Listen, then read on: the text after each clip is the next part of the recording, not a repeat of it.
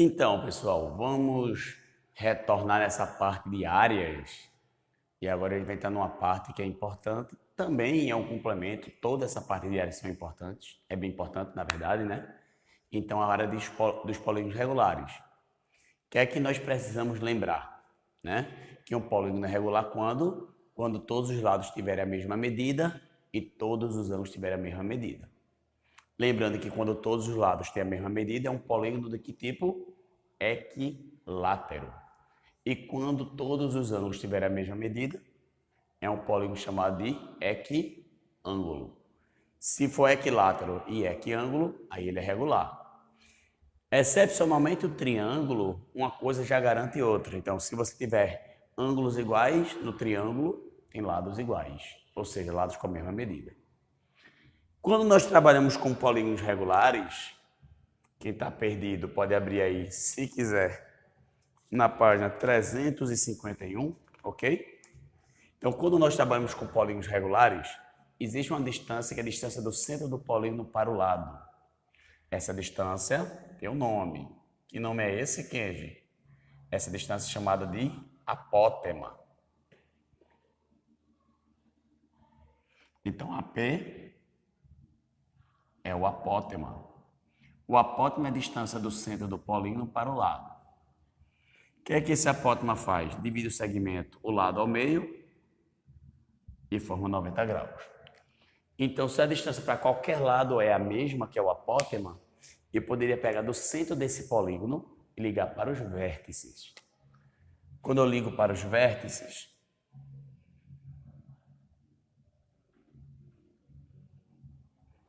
o que é que nós estamos obtendo? Nós estamos obtendo, ou melhor, dividindo a figura original em 3 outros triângulos congruentes. O que é que eu posso afirmar? Que a área do triângulo equilátero, eu poderia calcular a área de um triângulo desse e multiplicar por quanto? Por 3. Então, como a área de todo e qualquer triângulo pode ser calculado por base vezes altura sobre 2, como tem 3 triângulos iguais a esse, então isso vezes 3. Essa é a área. Se nós fizermos a mesma coisa com o quadrado, pegarmos a distância do centro do quadrado para os lados, mais uma vez, essa distância é chamada de apótema. Então, se eu pegar do centro do quadrado e ligar para cada vértice, você está dividindo a figura em 4 triângulos congruentes. E a área de cada triângulo desse, se eu calcular a desse triângulo e multiplicar por 4, vai dar a área do quadrado inteiro. Como isso aqui é um quadrado de lado L, a área desse triângulo aqui em destaque, ó, eu vou calcular como base vezes altura dividido por 2, área desse triângulo. Quantos triângulos iguais a esse eu tenho? 4. Então, isso vezes 4. E eu posso dar continuidade a isso a todos os outros polígonos. O que é que nós observamos? Que L mais L mais L, 3 L's do triângulo, equivale ao quê? Ao perímetro. E o perímetro é simbolizado por 2P. Então, quando eu pego o perímetro, que é 2P dividido por 2, esse resultado é chamado de semiperímetro, que nós simbolizamos por P. Então, em destaque de azul, o azul é o P, que é o semiperímetro, e o A é o apótema. Se eu pego L mais L mais L mais L, a medida dos 4 lados, a soma dos 4 lados do quadrado, isso mais uma vez é o perímetro. E a soma desses 4 lados é simbolizado por 2P. Se eu pego 4L, que é 2P, e divido por 2, esse negócio de azul será o perímetro. Então vai ficar P vezes A. E isso a gente consegue dar extensão para qualquer polígono, ou seja, polígono regular. Ou seja, a área de um polígono regular, claro, A do quadrado pode ser calculado por L ao quadrado. A do triângulo equilátero pode ser calculado por L ao quadrado raiz de 3 sobre 4.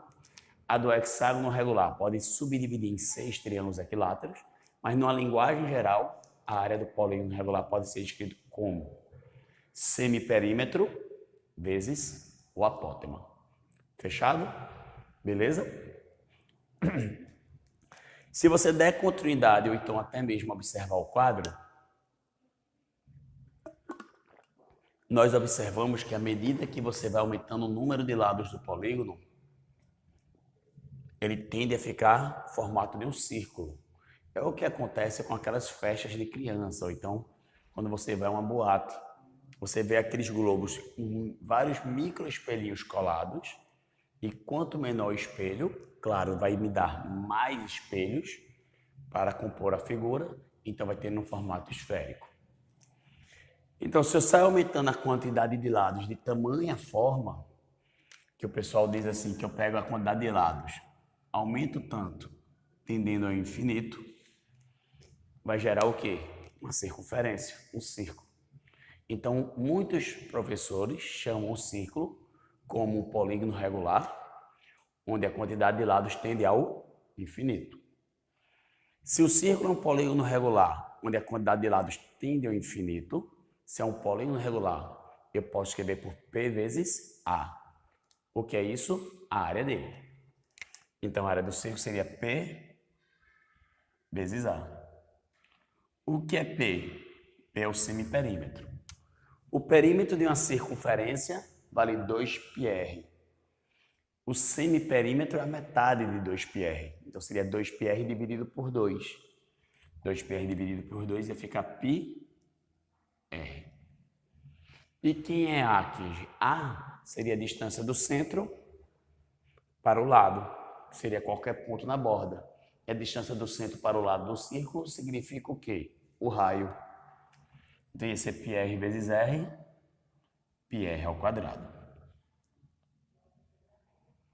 Só para relembrar, se a área do círculo é πr quadrado, o que é que você observa? À medida que o raio aumenta, a área aumenta, não é verdade? Então, a área está em função do raio, não é verdade? Mas eu posso dizer que a área é diretamente proporcional ao raio? Não. Por que não, Kish? Se você parar para analisar aqui e sair escrevendo raio e área, se o raio for 1, 1 ao quadrado dá 1 vezes π deu π. Se o raio for 2, 2 ao quadrado dá 4 vezes π, 4π. Você já observa que essas figuras não são proporcionais. Porque se fossem, se o raio duplica, a área deveria o quê? Duplicar. Mais uma vez, existe uma relação direta entre o raio e a área, mas não são de grandezas proporcionais. Por quê? Porque grandezas proporcionais, se um duplica, o outro duplica. Fechado?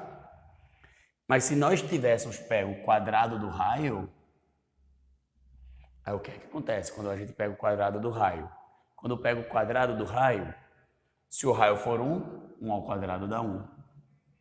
Se o raio for 2, 2 ao quadrado dá 4.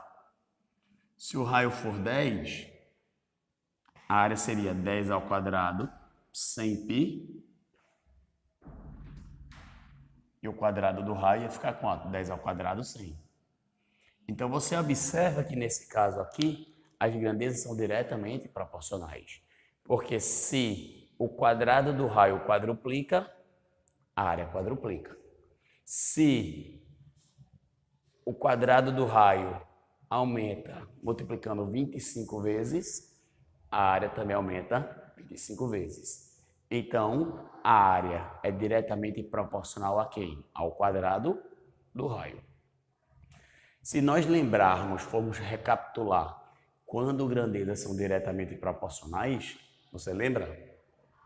Quando é que duas grandezas são diretamente proporcionais? Quando a razão entre elas dá uma constante. Ou seja, o resultado da divisão, o quociente for constante. Se eu pegar a área do círculo, que é πr quadrado, se eu dividir todo mundo por r quadrado, vai ficar área sobre r quadrado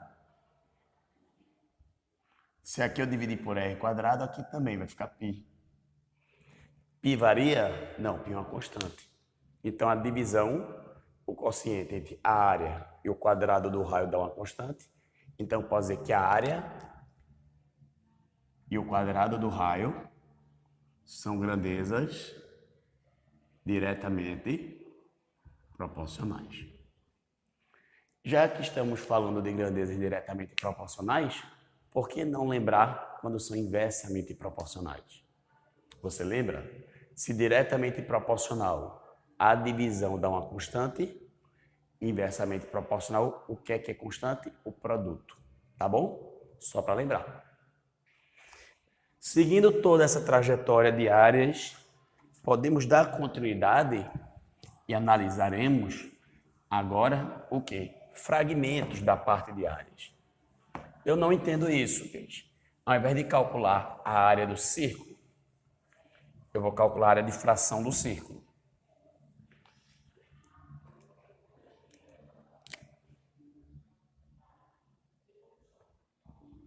Quando você pega um setor circular, o que seria um setor circular?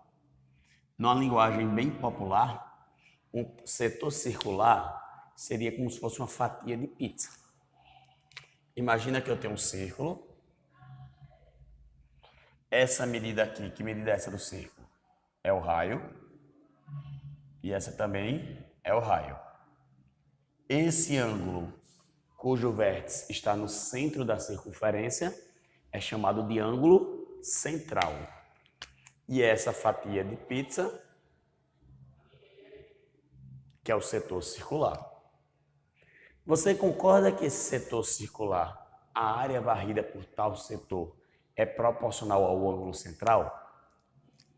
Se você me disser que não, ou então não entende por quê, observe aqui, ó. Se o ângulo central for de 90 graus, então associando ângulo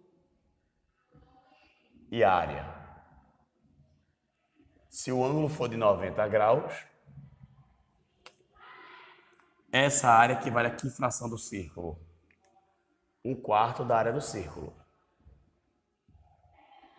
Se eu tivesse pego agora um ângulo de 180 graus,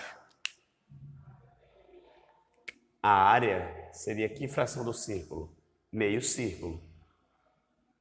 Observe que quando o ângulo dobra, a área dobra.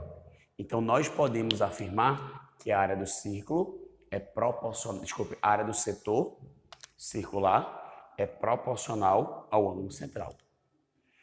Então, se é proporcional, nós podemos fazer o quê, pessoal? Uma regra de 3. Só se pode fazer regra de 3 com grandezas proporcionais. Então, fazer uma regra de 3 entre o ângulo central e a sua área. Observa. Se eu tivesse um ângulo completo, em graus seria quanto? Desculpem. 360 graus. Ao invés de ser em graus, se fosse em radianos, quanto é um giro completo?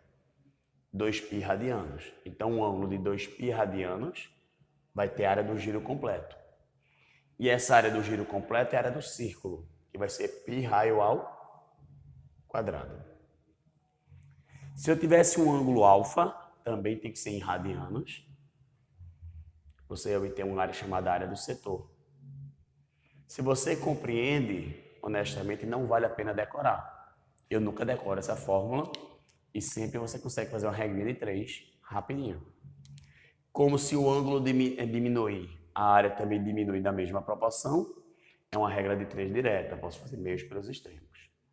Então, 2π vezes a área do setor é igual a πr quadrado alfa. Π é o fator multiplicativo dos dois lados, ou então pode dizer que 2π está multiplicando, veio dividindo. Então, a área do setor vai ser πr quadrado alfa sobre 2π. Π em cima, simplifiquei com π embaixo. Então, a área do setor pode ser obtido como r² alfa sobre 2. Lembrando que esse ângulo é em radianos. Kenji, qual a diferença se eu tivesse trabalhado em graus? Você ia fazer a mesma coisa. Sendo que ao invés de usar 2π radianos, nós utilizaríamos o quê? 360 graus. Fechado? Brevemente a gente adquire o resto.